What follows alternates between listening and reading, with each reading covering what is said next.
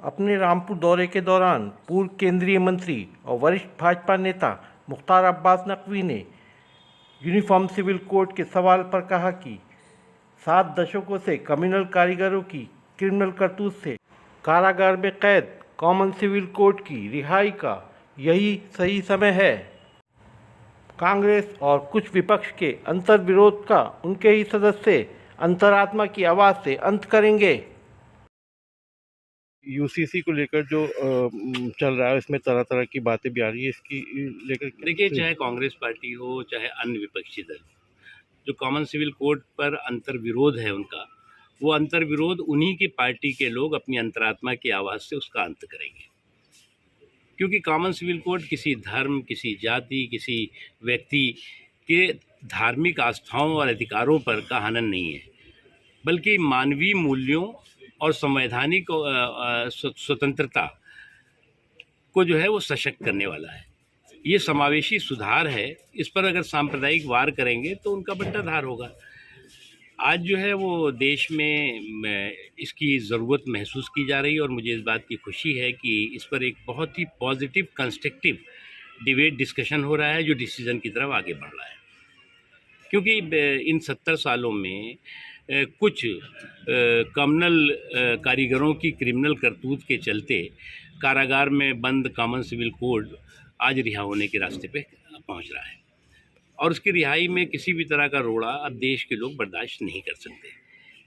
और जो लोग इस पे भय और भ्रम पैदा करना चाहते हैं, जो लोग इस पर सांप्रदायिक तड़का लगाना चाहते हैं, उसके पीछे उनकी मकसद और मंशा स्पष्ट है, साफ है कि वो इस भय भ्रम के माध्यम से फिर से एक बार अपने सांप्रदायिक वोटों की ठेकेदारी और जागीरदारी को स्थापित करना चाहते हैं। लेकिन जो उनकी सांप्रदायिक वोटों की ठेकेदारी हो या जागीरदारी हो, वो आज उनकी दुकानों पे तालाबंदी और नाकाबंदी के रास्ते शुरू हो गए हैं और उनको मालूम है कि जिस दिन कॉमन सिविल कोड संसद उसे कानून का रूप देगी, उस दिन वो ये सब कहते रह जाएंगे, लेकिन संसद उसको बनाएगी।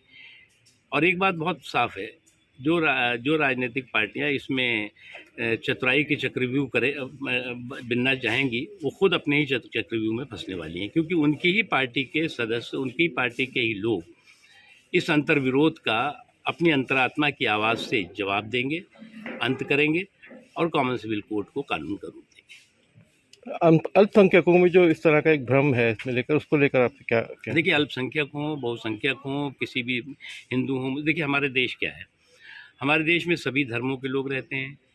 हिंदू हैं, मुसलमान हैं, सिख हैं, ईसाई हैं, जैन हैं, पारसी हैं, तमाम धर्मों के धर्मावलंबी हैं।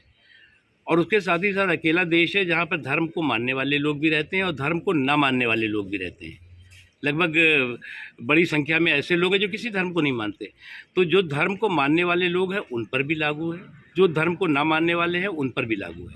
जो धर्म को मानने वाले हैं उनकी धार्मिक स्वतंत्रता को किसी तरह का कोई भी खतरा नहीं है इस कॉमन सिविल कोड से, बल्कि जो सिविल इश्यूज़ हैं उन सिविल इश्यूज़ पर एक समान व्यवस्था होगी। और वो समान व्यवस्था जो कमज़ोर तबके हैं, जो गरीब हैं, जो कमज़ोर तबके हैं और ख़ास तौर से मुस्लिम अल्पसंख्यक, उनको सबसे ज़्यादा आसानी होगी। इसलिए जो लोग ये भय भ्रम पैदा कर रहे हैं, अरे भाई जिनको नमाज़ पढ़ना है वो नमाज़ पढ़ेगा ही। देश में लगभग जो है वो 100 से ज़्यादा, 80 से ज़्यादा ऐसे देश हैं जहाँ कॉमन सिविल कोड है।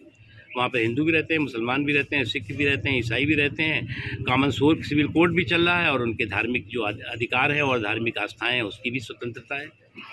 तो यहाँ पर भी उस पर किसी तरह का वो नहीं। अगर किसी भी तरह की धार्मिक स्वतंत्रता पर ख़तरा होता तो बाबा साहब भीमराव अम्बेडकर, मौलाना हसरत मोहानी, अबुल कलाम आज़ाद साहब, पंडित जवाहरलाल नेहरू, सरदार वल्लभ भाई पटेल, या ऐसे तमाम जो महापुरुष थे, वो उस समय जो संविधान सभा थी उसमें कॉमन सिविल कोड के पक्ष में नहीं बात करते। यानी वो लोग जानते हैं कि इससे ये शुद्ध रूप से समावेशी सुधार से जुड़ा हुआ है, इस पर सांप्रदायिक वार नाजायज़ है।